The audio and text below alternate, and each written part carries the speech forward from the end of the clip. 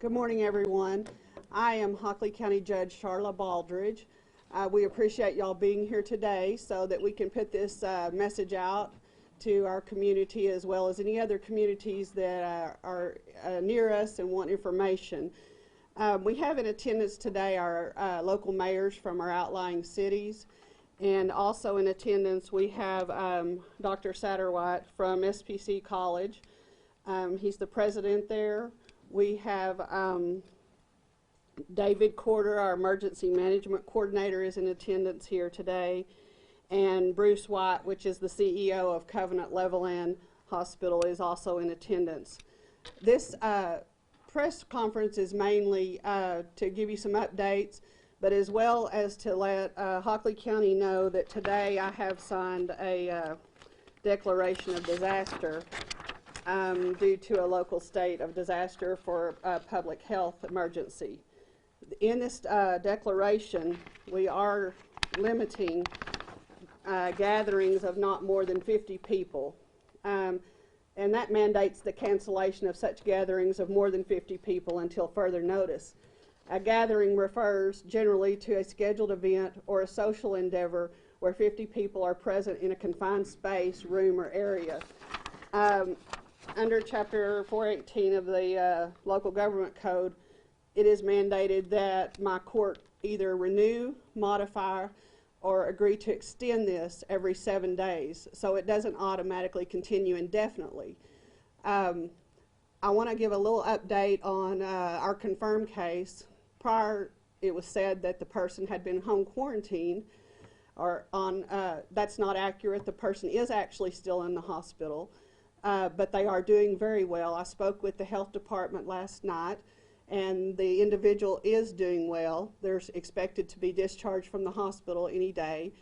The Department of Health has done an investigation to determine who the individual has been in contact with, and those people have voluntarily done home monitoring and are currently doing home monitoring. So in regards to all that, it sounds like that is going really well and everybody is being very workable.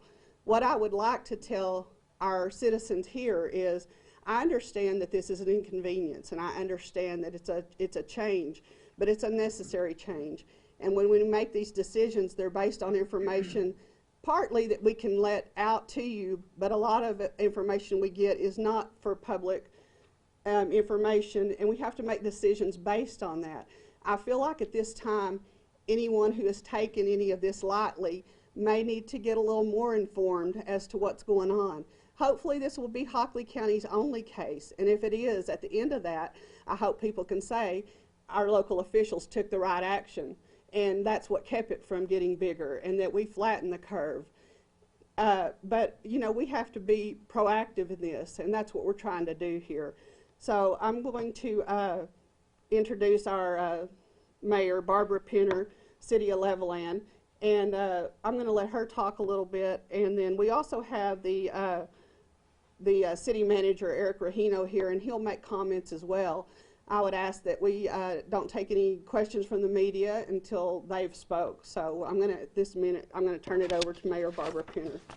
Sure. You're welcome. Thank y'all, like Charlotte said, thank y'all for being here. We appreciate all the attendance and all of the interest that we have here in our county. We also, I just signed a declaration of a disaster declaration that has to be done with the city and the county individually. It is almost exactly as what the county says. It does have the 50 rule that no more than 50 people can gather. That does include our churches. That was a really, really hard decision. That wasn't something that we made lightly.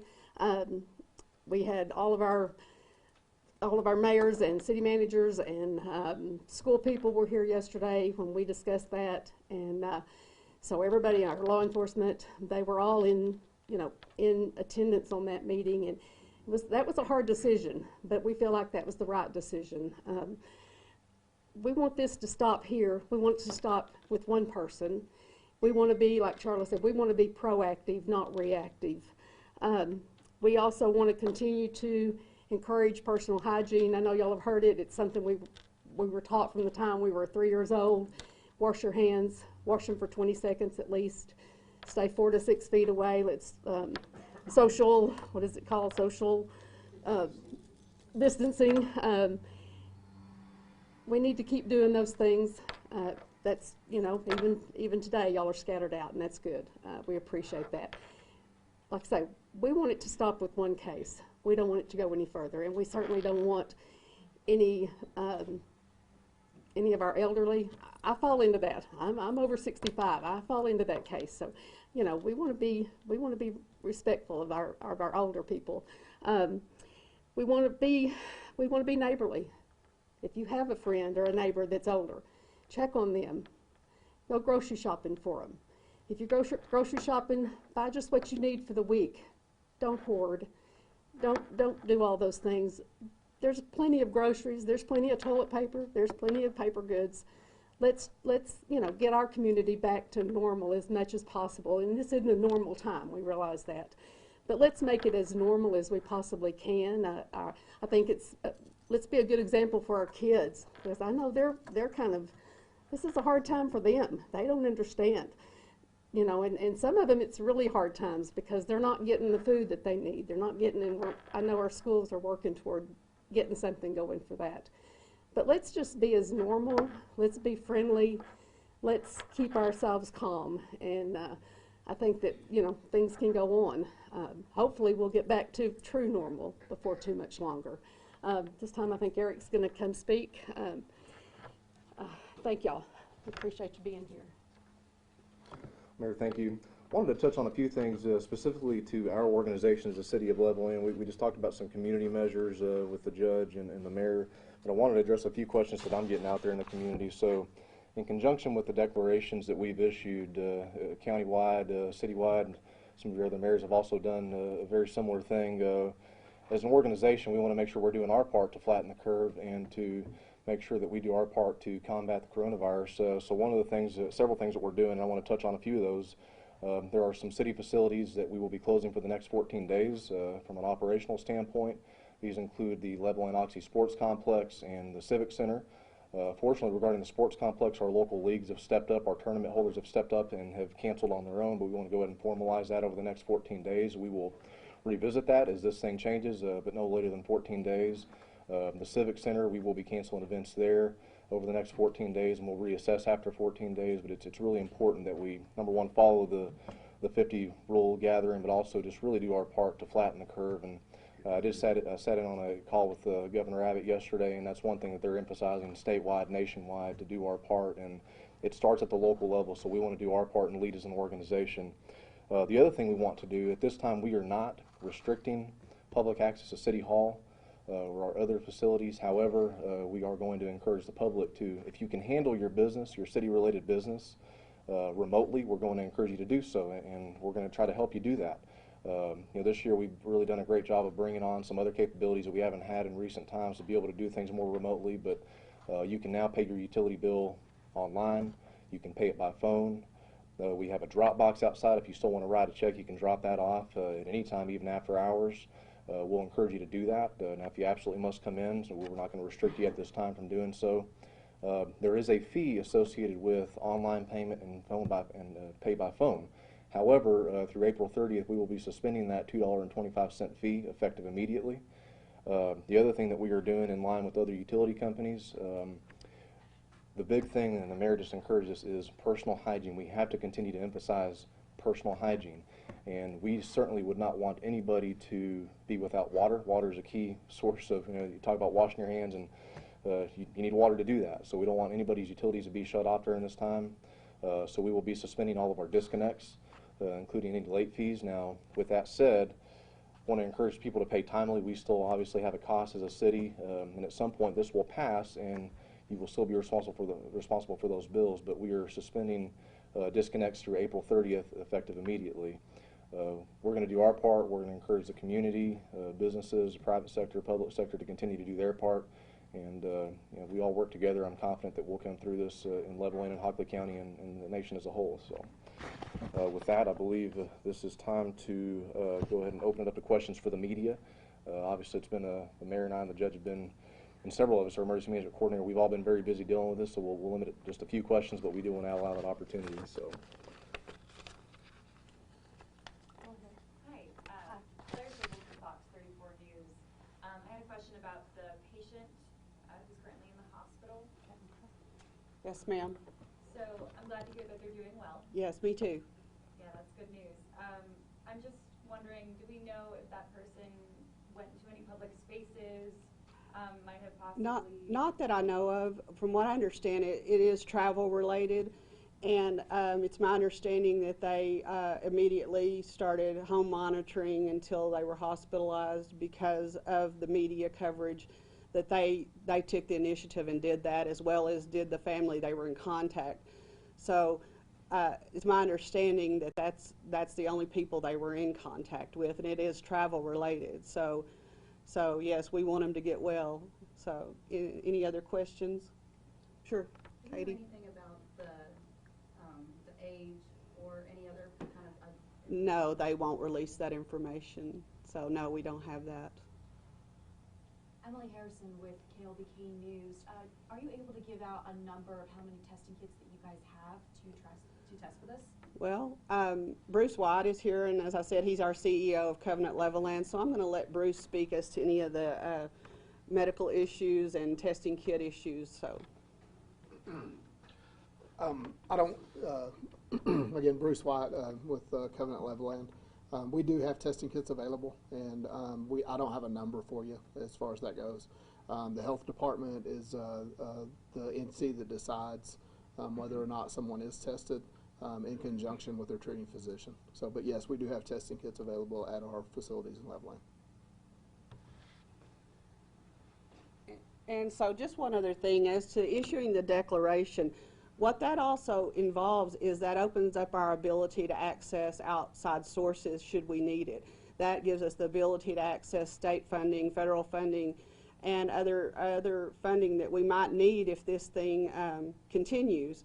And however, we hope it's not going to. But what I would like to emphasize to our community, and they're really good at pulling together, we have to do this as a community. It has to be a flattening of the curve by everybody's participation and willing to do their part, and I believe that will happen. And I think we'll get through this, but we want it to be as minimal as possible. Any other questions? The Sure. other cities in Hartley County also signed disaster declarations? Yes, and we met, I called a meeting with the city mayors, the superintendents, and other local officials yesterday, specifically to get their input. But everybody has been on board with this. The mayors of the outlying towns have been nothing but workable, and they are agreeable to this. They've issued their own declarations today. So, yeah, we've been in great communication with all our local leaders. Katie? Or do we have any information regarding how many people, or will they let y'all know if someone from Hartley County gets tested? Do we have any information on how many people from Hartley County have been tested for COVID-19? Do you? I don't know that we. Do you want to release any information on that, or can you? No, from the standpoint of how many, no, we don't have that number. Obviously, there's patient privacy issues to deal with from that standpoint, and those kind of things. From that standpoint, we wouldn't release whether or not an individual has been tested or not. Any other questions? Are there going to be any limitations on restaurants? Will all restaurants still remain open? At this point, I know a number of our restaurants have taken the initiative to just choose to provide takeout services. But at this point, I think that it's not in the city's disaster declaration, as most of our restaurants are in the city of Levelland. So, but most of them have been really good in taking the initiative to just offer takeout services.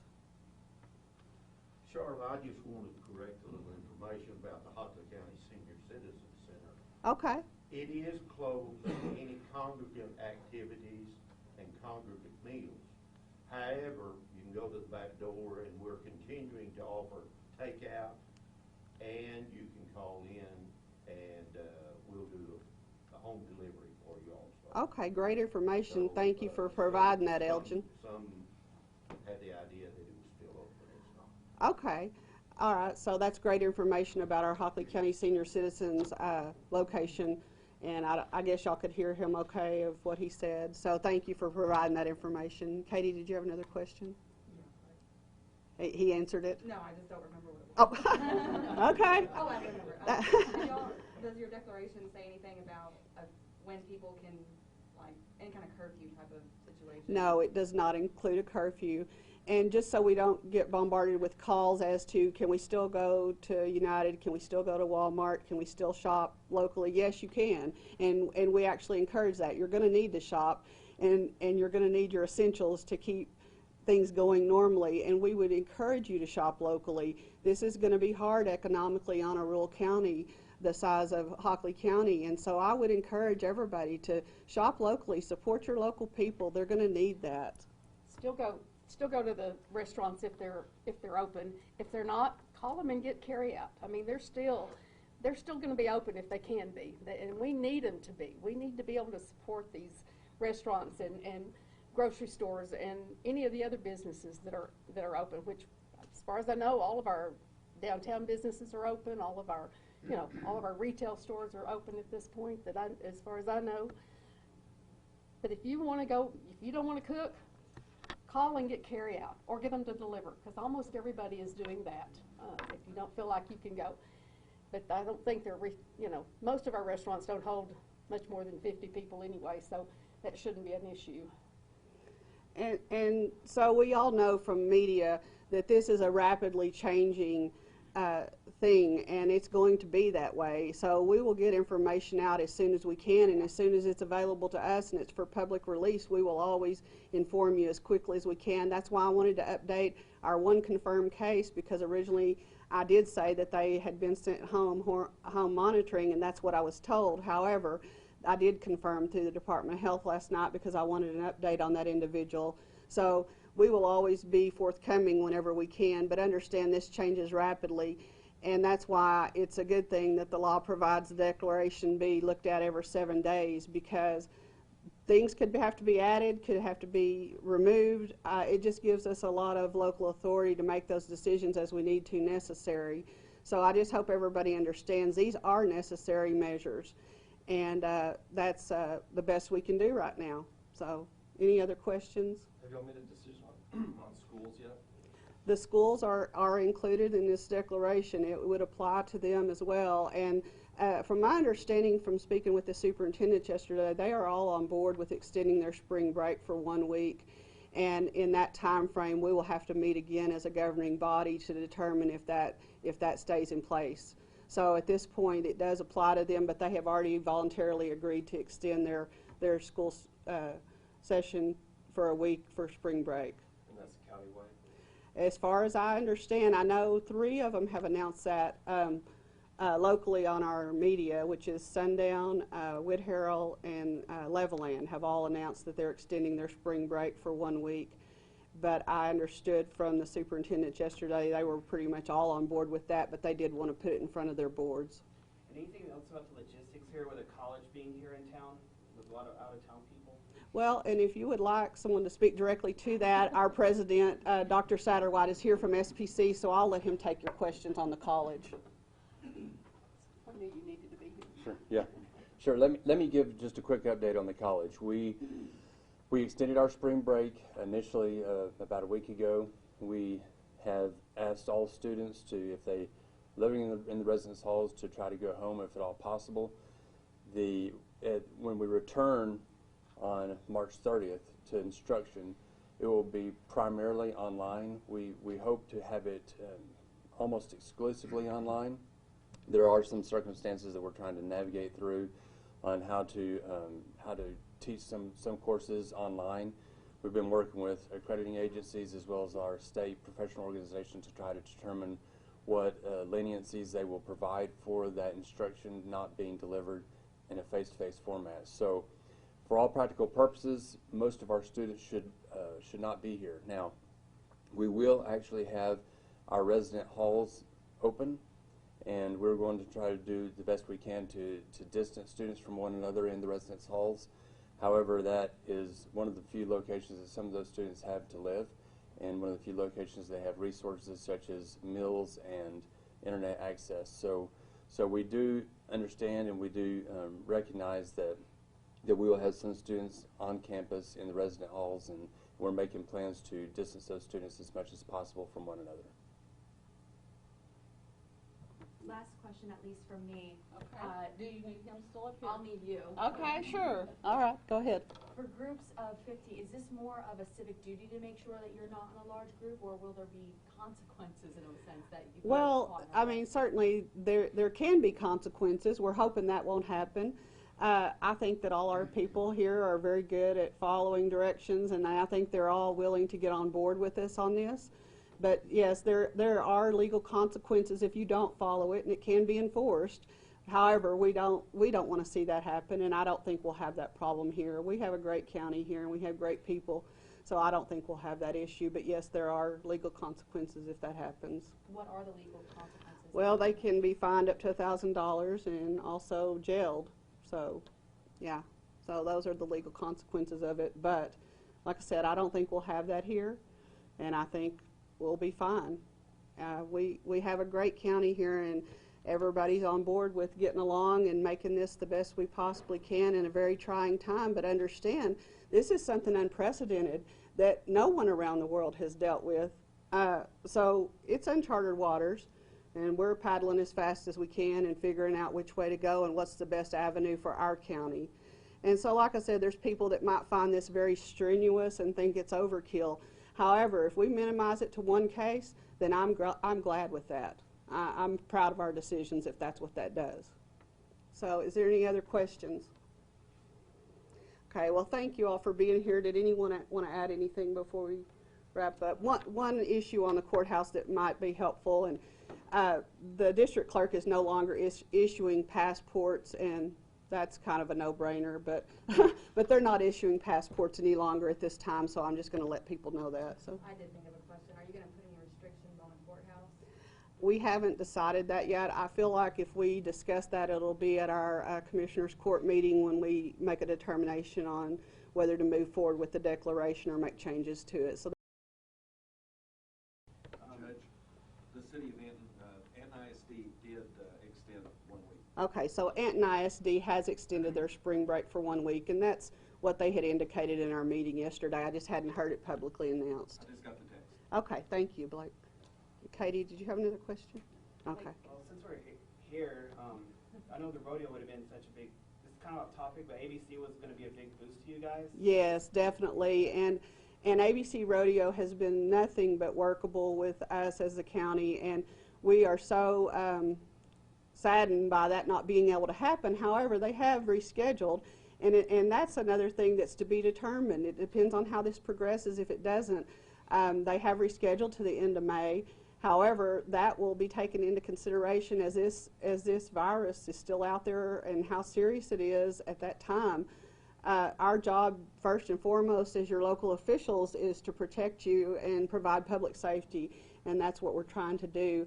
And on that note, the Mallet Event Center has canceled all events through April 24th and is closed currently. And that will be reevaluated as well, probably mid-April, as to whether the event center opens back up on the 24th, but just so people know. But we hate that the ABC Rodeo had to be postponed, but they're a great group of people, and they worked well with us, and they also wanted to protect their participants and their sponsors and the community of Hockley County. So hopefully we'll have that rodeo at the end of May. Hopefully we're going to get through the curve of this and be in a better place by then. Any other questions? Okay, well, thank you all for being here. If you have any additional questions, feel free to call me, and I may not be able to get back to you right away, but I'll always get back to you and keep you as informed as I can. So thank you again.